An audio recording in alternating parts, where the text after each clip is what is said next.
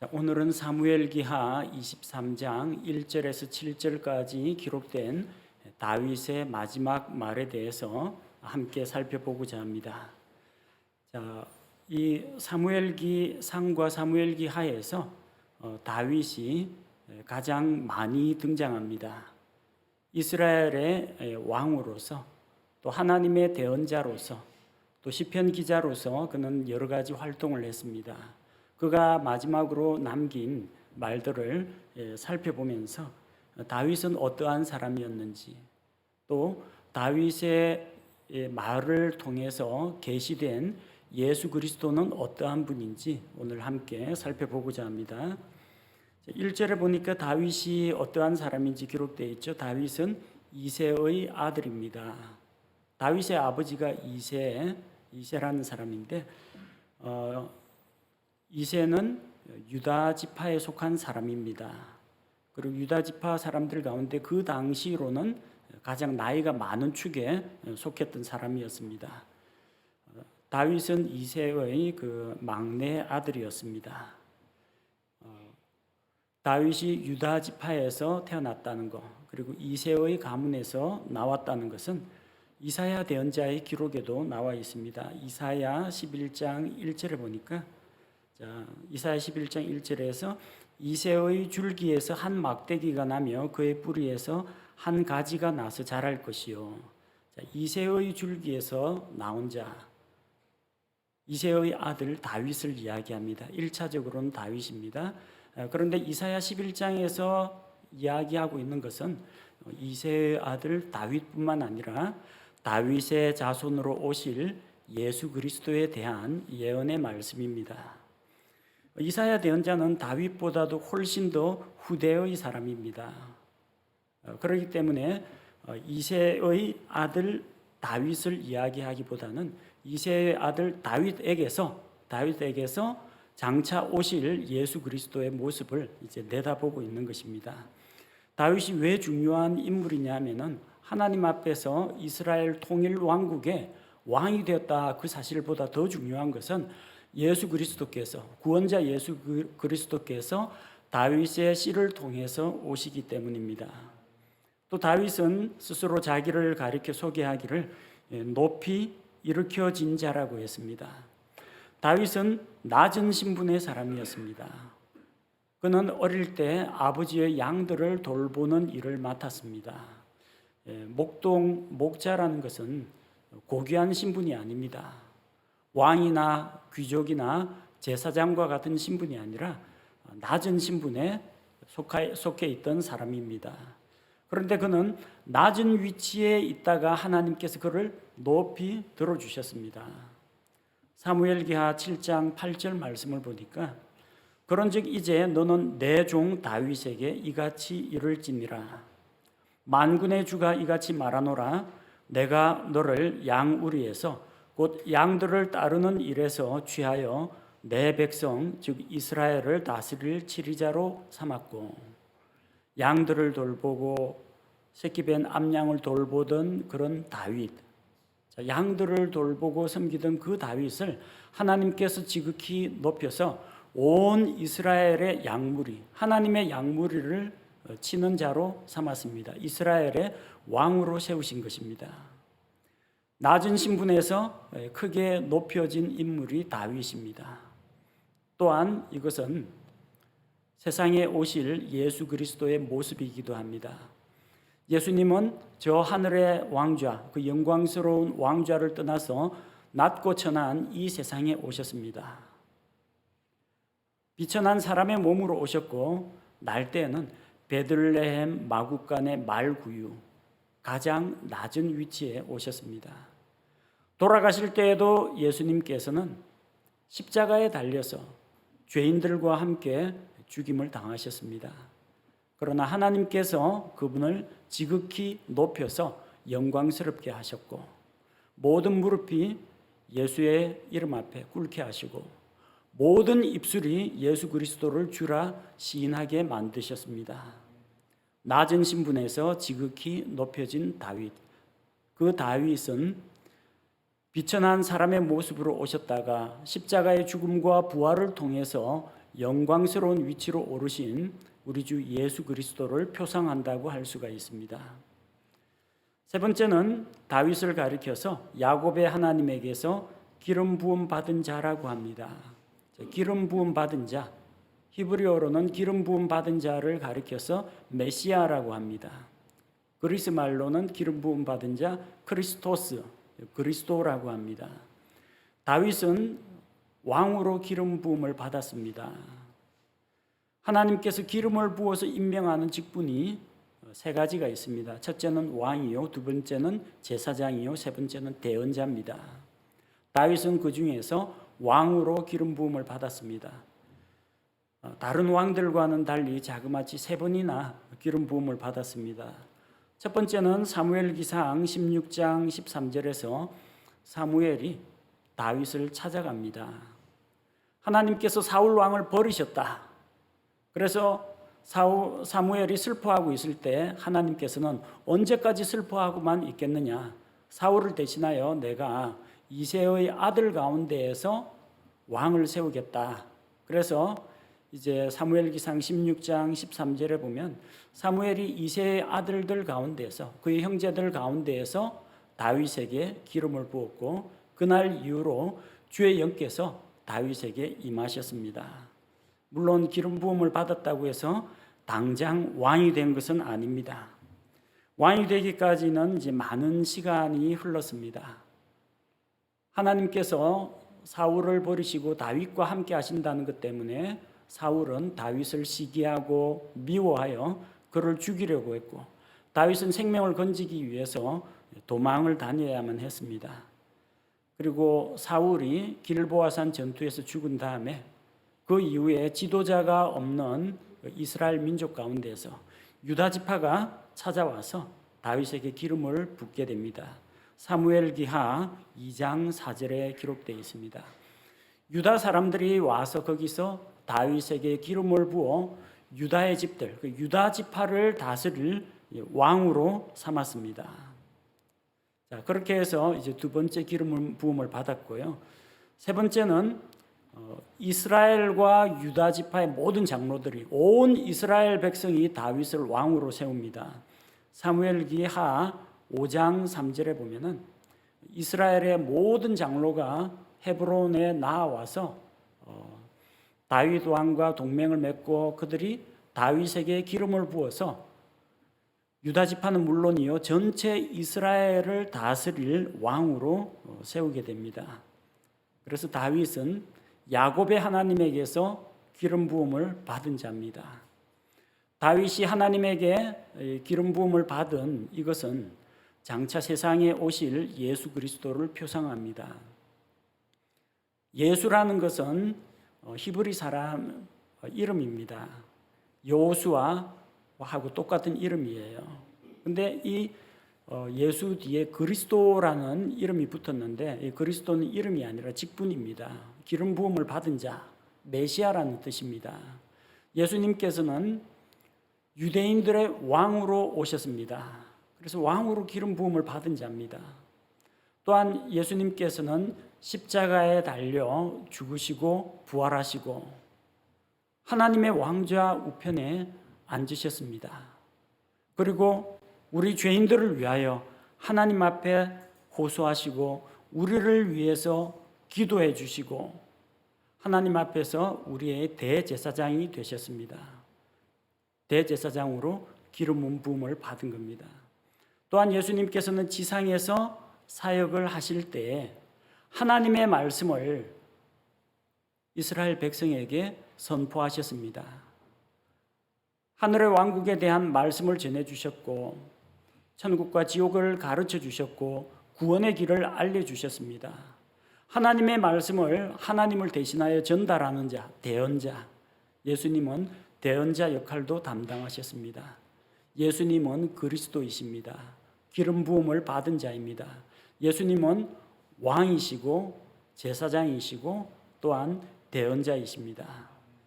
그래서 기름 부음을 받은 다윗과 마찬가지로 다윗의 자손 예수님도 마찬가지로 기름 부음을 받은 그리스도로서 왕, 제사장, 대언자 이 세 가지 삼중 사역을 하신 분입니다. 자, 또 다윗이 자기를 가리켜 뭐라고 표현했습니까? 이스라엘의 달콤한 시편 기자라고 했습니다. 다윗은 양들을 돌보면서 악기를 연주하기도 하고 또 노래를 부르기도 하고 또 시상이 떠오르면 시를 짓기도 했습니다. 이 성경 말씀에 보면은 이 시편이 나오는데 시편 가운데 여러 시편 기자들이 있지만 다윗이 많은 시편을 지었습니다. 그 가운데는 뭐 아삽의 시도 있고 모세의 시도 있고 여러 시편 기자들이 있었지만 다윗이 하나님에게 찬양을 바친 하나님께 찬양을 드리는 그런 내용들, 어떤 때는 비통하게 절규하는 내용도 있고 간절하게 호소하며 기도하는 내용도 있고 하나님을 높이고 영광을 돌리는 그런 찬양도 있습니다. 다윗은 수많은 시편을 기록했습니다. 그리고 여기에는 다 일일이 다윗에 대해 묘사하진 않았지만 다윗은 음악을 좋아해서 또 많은 악기들을 개발해냈습니다. 하나님께 찬양을 드릴 목적으로 악기를 만든 사람이기도 합니다. 그리고 하나님의 말씀을 대언한 대언자이기도 합니다. 다윗이 시편 가운데에서 하나님으로부터 영감을 받아서 장차 오실 예수 그리스도에 대해서 예언을 한 그런 시들이 많이 있습니다. 대언자 역할도 감당했습니다. 자, 이런 다윗이 이제 마지막으로 남긴 말들입니다. 2절에 보니까 주의 영께서 나를 통하여 말씀하셨으며 그분의 말씀이 내 혀에 있었다. 주의 영께서 성령 하나님께서 다윗을 통하여 말씀하셨습니다. 사도행전 1장 16절에 기록되어 있죠. 사람들아 형제들아 예수님을 잡아간 자들의 길잡이가 된 유다, 가룟 유다입니다. 유다에 대하여 성령님께서 다윗의 입을 통해 미리 말씀하신 이 성경 기록이 반드시 성취될 필요가 있었나니. 자, 보니까 성령님께서 다윗의 입을 통해 말씀하셨다고 했죠. 주의 영께서 다윗을 통해 말씀하셨습니다. 다윗은 하나님의 말씀을 대언했다는 겁니다. 자, 그리고 그분의 말씀이 내 혀에 있었도다. 하나님의 말씀이 다윗의 입에 있었다는 겁니다. 왜 다윗의 입에 있었느냐? 하나님께서 자신의 말씀을 다윗의 입에 넣어 주셨기 때문입니다. 그래서 하나님께서 주신 말씀으로 다윗이 대언을 하고 백성을 가르치기도 했습니다. 하나님께서는 자신의 말씀을 대언자의 입에 넣어 주십니다. 출애굽기 4장 12절 말씀해 보니까 그런즉 이제 가라. 내가 하나님께서 내 입과 모세를 말합니다. 모세의 입과 함께하여 내가 할 말을 내게 가르치리라. 하나님께서 모세를 이스라엘 백성의 지도자로 세우시고 그를 이집트로 보내어서 이집트에서 압제를 당하고 있는 이스라엘 백성을 인도하게 하셨습니다. 자, 그런데 모세가 자기는 말하는데 자신이 없었습니다. 말이 좀 어눌하고 또 사람들 앞에 좀 나서는데 두려움이 많았습니다. 그런데 하나님께서 걱정하지 말라고 하십니다. 그들에게 가서 무슨 말을 해야 할지 하나님께서 친히 모세의 입에 말씀을 넣어주겠다고 하셨습니다. 모세는 하나님의 대언자였습니다. 하나님의 대변인이었습니다. 자, 다윗은 하나님의 대언자로서 하나님께서 주신 말씀을 가지고 대언을 했습니다. 자, 그가 대언한 그런 내용들이 계속해서 이어집니다. 3절에 이스라엘의 하나님께서 말씀하시며 이스라엘의 반석이 내게 이르시기를 사람들을 다스리는 자는 반드시 의로워야 하고 하나님을 두려워하는 가운데 다스릴지니라. 네, 그렇습니다. 사람들을 다스리는 자는 의로워야 합니다.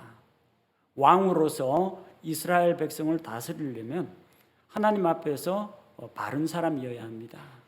이것은 오늘날도 마찬가지입니다. 한 나라의 어떤 총리나 수상이나 대통령이 되려면 의로운 사람이 되어야 합니다. 많은 정치적인 기반이나 지지 세력을 가지고 있어야 하는 것이 아니라 하나님 앞에서 올바른 길을 걷는 사람이 이 국민들 백성을 다스리는 자가 되어야 합니다. 그리고 다스릴 때 반드시 하나님을 두려워하는 가운데 다스려야 합니다. 왕이나 백성의 지도자, 통치자, 대통령 이런 사람은 높은 위치에 있고 큰 권력을 가지고 있습니다. 그래서 자칫하면은 마음이 교만해지기 쉽습니다. 내 위에는 아무것도 없다 생각하고 안하무인격으로 행동할 수도 있습니다. 그 자리에 오르기까지는 국민들 앞에서 머리를 조아리고 겸손한 척하고 서민인 척하고 하다가도 일단 권력의 중심에 최정점에 올라서면은 그 다음부터는 사람이 변질되기가 쉽다는 겁니다. 그래서 그렇게 변질되지 않고 올바른 길을 계속 걸으려면 어떻게 해야 하느냐? 하나님 무서운 줄 알아야 합니다. 하나님을 두려워할 줄 알아야 올바른 통치자가 될 수 있다는 것입니다. 사실 그래서 죄가 있는 사람들 가운데에서는 올바른 정치 지도자가 나올 수가 없습니다. 왜? 모든 사람이 하나님 앞에서 죄인이고 의롭지 않은 자들이기 때문입니다. 그럼 완전한 왕, 완전한 통치자는 없느냐? 이 세상에는 없습니다. 그러나 낙심할 필요가 없습니다. 의로우신 예수님, 공평하고 거룩하고 의로우신 예수님께서는 온 백성과 온 천하 만물을 다스리시기에 합당한 분이십니다. 그 예수님께서는 장차 이 세상에 다시 오실 것이고 이 세상에 자신의 왕국, 메시아 왕국을 세우실 것입니다. 그래서 공평과 정의로 온 세상을 다스리실 것입니다. 다윗은 하나님께서 인정한 왕이긴 하지만 그도 연약한 약점이 많았고 실수가 있는 사람이었습니다. 그러나 다윗의 자손으로 오시는 예수 그리스도께서는 완전하시고 거룩하시고 흠이 없고 의로우신 분입니다. 그래서 왕이 되시기에 합당한 분이라는 겁니다. 4절 말씀을 보니까 그는 해가 돋을 때의 아침 햇살 같고 구름 없는 아침 같으며 비가 온 뒤 맑게 비침으로 땅에서 움이 돋는 연한 풀 같으니라 하셨도다. 누구를 이야기합니까? 사람들을 다스리는 자를 이야기합니다. 사람들을 다스리는 자는 하나님 앞에서 의롭고 또 하나님을 두려워하는 자가 되어야 한다. 그런데 그런 백성의 통치자는 어떤 사람인가? 해가 돋을 때의 아침 햇살과 같다고 했습니다. 아침 햇살가 이제 떠오르게 되면요, 어둠은 물러가게 됩니다. 어둠은 결코 빛을 이길 수가 없습니다. 구름 없는 아침과 같습니다. 성경에서 구름은 죄를 상징합니다. 빽빽한 구름과 같이 죄가 하나님과 사람 사이를 가로막고 있습니다. 이 구름과 같은 죄의 장막을 걷어내지 않으면 사람이 하나님을 볼 수 없고 하나님께 기도할 수가 없고 하나님과 교제할 수가 없습니다. 그래서 구름 없는 아침, 즉 죄가 없는 의로운 사람이 하나님께서 인정하는 통치자가 될 수 있다는 겁니다. 이 세상에 누가 그와 같겠습니까? 해가 돋을 때 그 찬란하게 빛나는 아침 햇살 같으신 분, 구름 없는 아침같이 죄가 없으신 분, 예수 그리스도 이외에는 다른 분이 없습니다. 예수님은 밝은 빛과 같습니다. 아침 햇살과 같고 비가 온 뒤에 맑게 비치는 빛과 같습니다. 요한복음 1장 9절이나 요한복음 8장 12절은 예수님을 빛으로 묘사하고 있습니다. 참빛 곧 세상에 와서 각 사람에게 비치는 빛이 있었나니 그 빛은 예수 그리스도입니다. 예수님께서 나는 세상의 빛이니 나를 믿는 자는 어둠에 다니지 아니할 것이다. 예수님은 세상의 빛이라고 하셨습니다. 아침 해와 같이 찬란하게 비치고 어둠이라고는 전혀 없고 밝은 빛과 같은 예수 그리스도, 이것은 예수 그리스도의 신성에 대한 묘사입니다. 자, 세상을 다스릴 수 있는 의로운 통치자는 해와 같이 빛과 같은 분이라고 했습니다. 그리고 또 한 가지가 더 있죠. 땅에서 움이 돋는 연한 풀 같으니라 하셨도다. 땅에서 움이 돋는 연한 풀. 자, 연한 풀은 연약합니다. 강한 햇볕에 말라버리거나 타버릴 수도 있습니다. 아침 햇살과 같은 저 빛은 하늘에 속해 있습니다. 연한 새싹, 연한 움은 땅에서 돋아나는 연한 움입니다. 하나는 하늘에 속한 모습, 하나는 땅에 속한 모습입니다.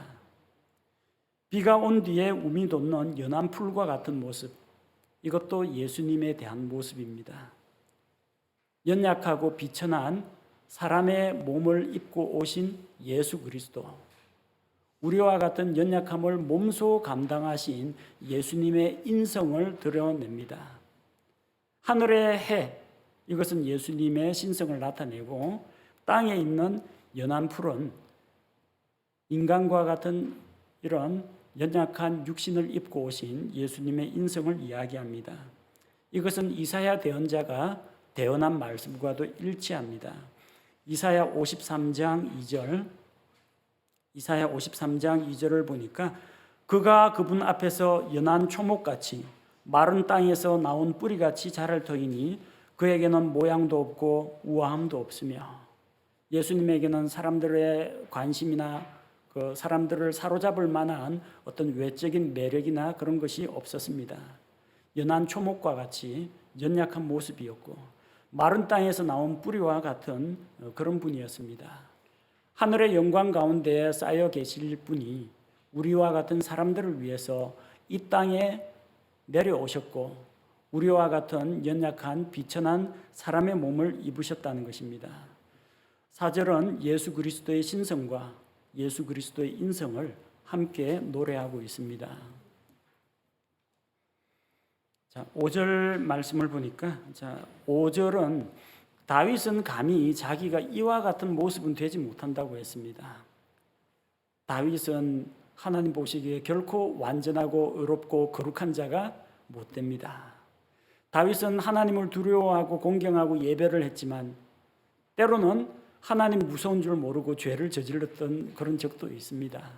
그래서 5절 말씀해 보니까 비록 내 집이 하나님께 대해 이와 같지 아니할지라도, 자기와 자기 집은 이런 거룩하고 의로운 그런 사람도 아니고 그런 집도 아닙니다. 그리 아니할지라도 그분께서 나와 영존하는 언약을 맺으사 모든 것을 정비하시고 확실하게 하셨으니 그 까닭은 비록 그분께서 내 집이 자라게 하지 아니하실지라도 이것이 나의 모든 구원이요 나의 모든 소원이기 때문이라. 다윗은 자기 집이 하나님 앞에서 그렇지 못하다는 것을 인정했습니다. 비록 내 집은 이와 같지 아니할지라도. 근데 개역은 이것과는 정반대로 번역이 되어 있습니다. 개역 성경에는 뭐라고 되어 있느냐? 내 집이 하나님 앞에 이같지 아니하냐, 이렇게 자기 자랑으로 바뀌어 있습니다.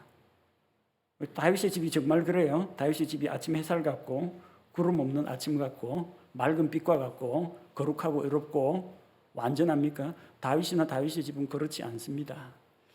개역에서는 내 집이 하나님 앞에 이같지 아니하냐 하면서 자기가 하나님 앞에서 왕이 될 만한 당당한 자격을 갖춘 것처럼 이야기합니다. 그러나 킹제임스 성경으로 보면은 비록 나는 연약하고 부족하고 장차 오실 그리스도와는 감히 비교할 수도 없는 존재이고 내 집은 비록 이와 같을지라도 이와 같지 아니할지라도 그럼에도 불구하고 그분께서 하나님께서 나와 영존하는 언약을 맺으셨다. 그 언약이 뭐냐? 사무엘기하 7장에서 다루었던 다윗 언약입니다.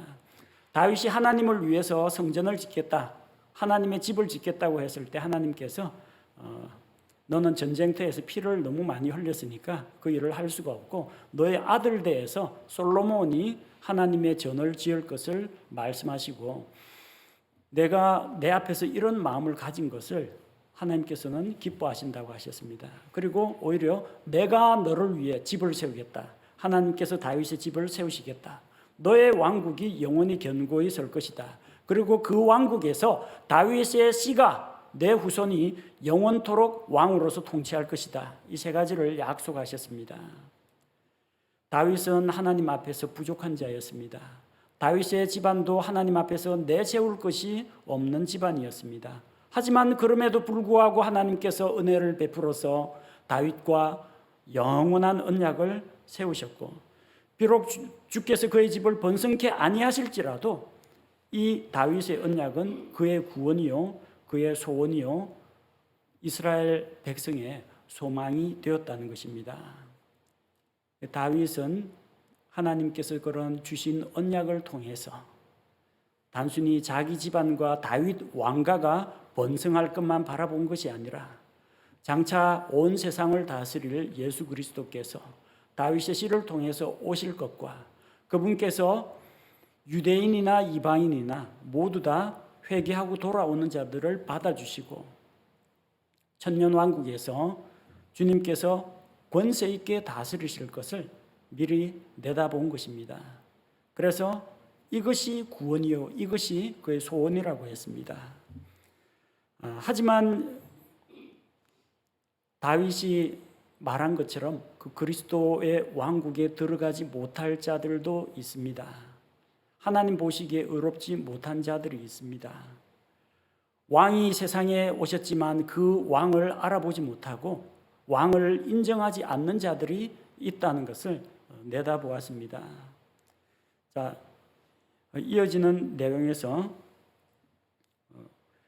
6절에 보니까 그러나 벨리알의 아들들은 다 내버릴 가시나무들 같으리니 이는 그것들을 손으로 잡을 수 없기 때문이라. 벨리알의 아들들, 성경의 벨리알의 아들들은 하나님을 거역한 패역한 자들을 이야기합니다. 벨리알은 마귀의 이름입니다. 벨리알의 아들이라고 하면 뭡니까? 마귀의 아들. 쉽게 말하면 마귀의 새끼들을 이야기합니다. 사악한 자들을 죄를 짓고 마귀에게 속한 자들, 그들에 대한 경고, 심판의 메시지가 담겨 있습니다. 그 벨리알의 아들들은 마지막에 어떻게 되느냐? 내버릴 가시나무들과 같습니다. 처음 얼마 동안은 가시나무들이 일반 이 작물들, 농작물들을 이기는 것처럼 보입니다. 왜냐하면 이 씨앗을 뿌렸는데 씨앗이 자라다가 가시나무들이 막 자라면은 그늘이 져가지고 곡물들이 제대로 자라질 못합니다. 가시나무들은 또 뾰족한 가시가 있어가지고 식물의 잎사귀 같은 것들을 바람이 흔들릴 때마다 다 찢어 놓을 수가 있습니다.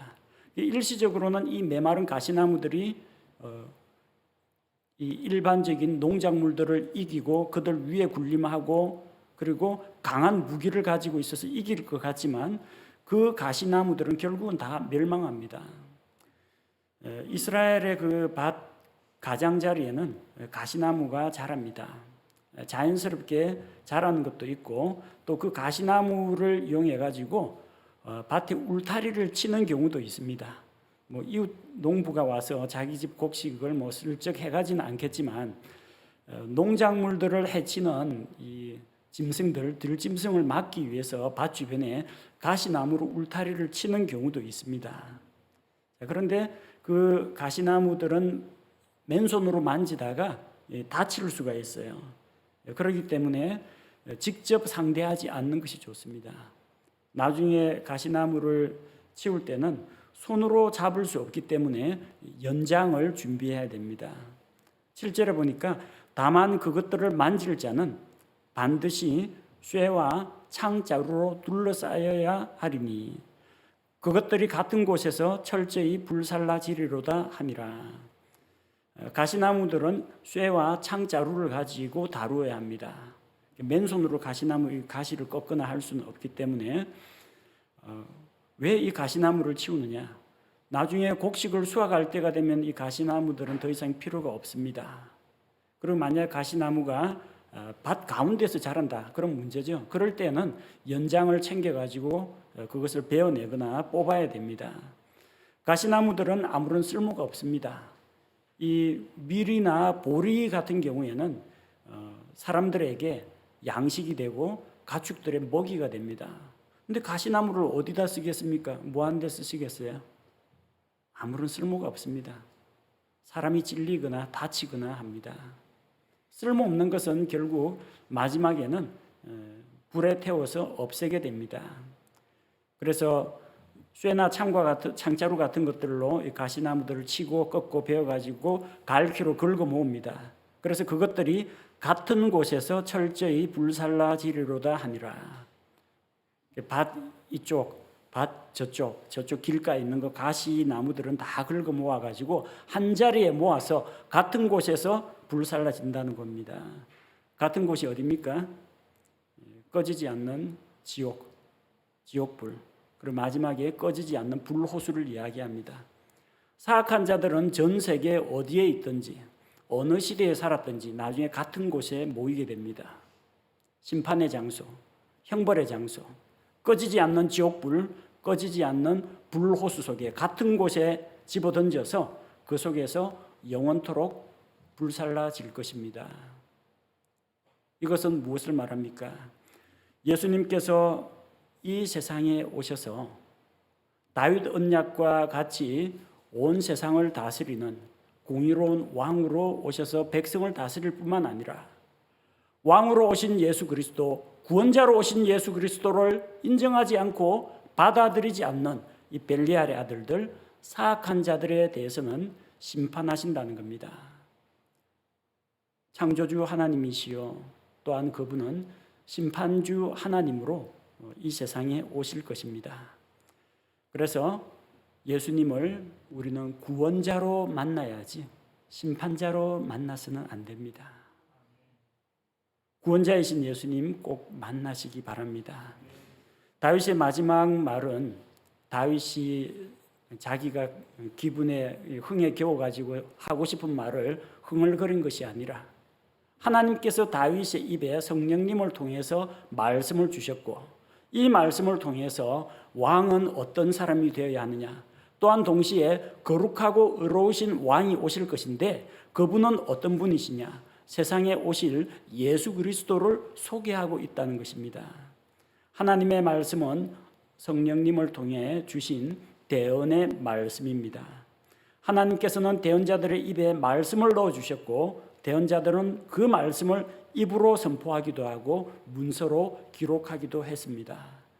우리는 이 말씀을 통해서 하나님께서 주신 대언의 말씀을 통해서 하나님이 어떠한 분인지 알고 우리가 하나님 앞에서 어떠한 존재인지 멸망할 수밖에 없는 죄인이라는 그 사실을 알고 하나님이 보여주신 구원의 말씀을 통해서 어떻게 하면 죄에서 벗어나서 구원받을 수 있을지, 죄들을 용서받고 하나님과 화해할 수 있을지 그 길을 발견할 수가 있습니다.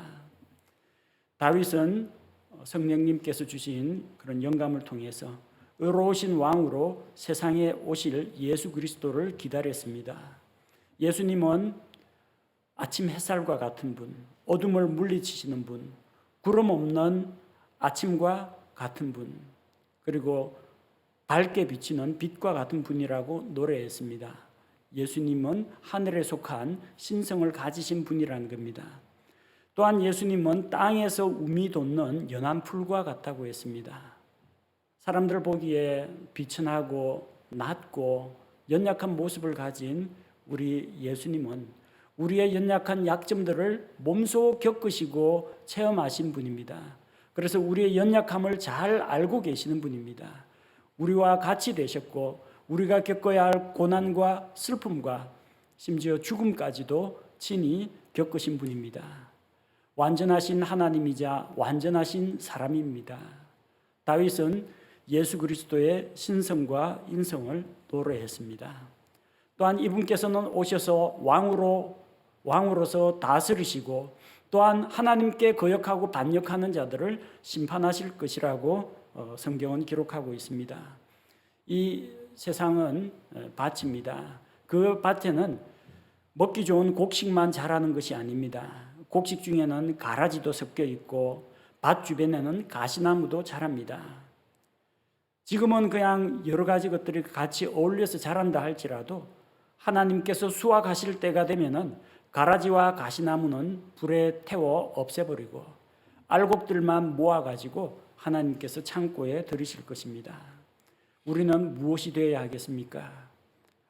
알찬 곡식이 되어야 하겠습니까? 아니면은 쭉정이만 들어있는 그런 빈약한 곡초 그루터기가 되어야 하겠습니까? 아니면은 아무짝에도 쓸모없는 가시나무가 될 것입니까? 밭이 무엇을 내느냐에 따라 하나님의 보응이 달라집니다. 밭은 세상인 동시에 우리의 마음을 하나님께서는 밭으로 보고 계십니다. 히브리서 6장 7절과 8절은 이렇게 말씀하십니다. 자기 위에 자주 내리는 비를 흡수하여 땅을 가는 자들에게 합당한 채소를 내는 땅은 하나님께 복을 받으려니와 가시와 찔레를 내는 것은 버려지고 저주함에 가까이 있어 마지막에는 그것이 불살라지리라. 우리 하나님의 말씀을 지금 다 듣고 있습니다. 하나님의 말씀이 우리 각 사람의 마음밭에 떨어집니다. 우리 마음밭은 어떤 마음밭입니까? 이 세상에 염려와 걱정, 근심이 가득 가시나무처럼 무성하게 자라서 그 안에서 씨앗이 싹트기가 힘든 그런 상태입니까? 아니면은 곱게 딱딱하고 메마른 마음을 쟁기질해서 깨끗이 갈아서 하나님의 말씀이 부드러운 흙 속에 감싸여서 하늘에서 내리는 비를 흡수해서 싹이 나고 꽃이 피고 열매가 맺는 그런 좋은 밭입니까? 좋은 밭은 하나님께 복을 받습니다. 생명과 구원에 이릅니다. 그러나 마음속에 찔레와 가시든 불만 가득 차 있다면 결국은 아무짝에도 쓸모가 없어서 마지막에는 불살라지는 신세가 된다는 것입니다. 우리는 하나님께서 주신 말씀을 선한 마음으로 받아들이고 인내로 결실해서 열매를 맺는 자들이 되어야겠습니다. 함께 기도하겠습니다. 하나님 아버지, 이세의 아들로서 하나님께서 이렇게 세우시고 높여준 자로서 또 이스라엘의 대언자로서 시편 기자로서 다윗이 세상에 오실 예수 그리스도를 노래했습니다. 우리 주 예수님은 아침빛과 같이 일정하시고 죄와 어둠이 전혀 없는 분이시고 어둠을 물리치시는 능력의 하나님이심을 믿습니다. 또한 우리 사람들을 구원하기 위해서 연약한 사람의 몸을 입으셨고 우리 사람과 같이 슬픔과 굶주림과 고난과 죽음까지도 겪으신 완전한 사람이심을 보았습니다. 죄 없으신 완전한 하나님께서 우리 죄를 대속하기 위해서 연약한 육신을 입으시고 십자가에 달려 죽으시고 부활하시고 영광스러운 왕좌에 오르신 것을 기억합니다. 이 구원자 예수 그리스도를 다윗이 노래하고 의로우신 왕, 세상에 오실 세상의 빛이요 왕이신 예수님을 노래했습니다. 그럼에도 불구하고 이 예수 그리스도를 믿지 않고 구원자를 받아들이지 않는 자는 장차 가시던 불과 같이 불에 타버릴 것이라고 불살라질 것이라고 엄중하게 경고하신 것을 봅니다. 예수님을 믿는 믿음을 통해서 우리를 영원한 지옥불에서 구원하여 주신 은혜에 감사를 드립니다. 또한 하나님께서 주신 그 생명의 말씀이 우리 마음속에 담길 때 우리 마음속에 그 말씀이 싹이 나고 뿌리를 내리고 꽃을 피우고 열매를 맺게 하사 하나님이 기뻐하시는 알곡이 되게 하여 주옵소서. 우리 마음속에 있는 가시덤불을 제거하게 하시고 메마른 우리의 마음밭을 갈게 하시고 하나님의 촉촉한 은혜의 담비로 적셔주셔서 우리 마음 우리가 하나님 앞에서 좋은 열매를 내는 좋은 밭으로서 하나님의 복을 받아 누리게 하여 주옵소서. 예수님의 이름으로 기도합니다. 아멘.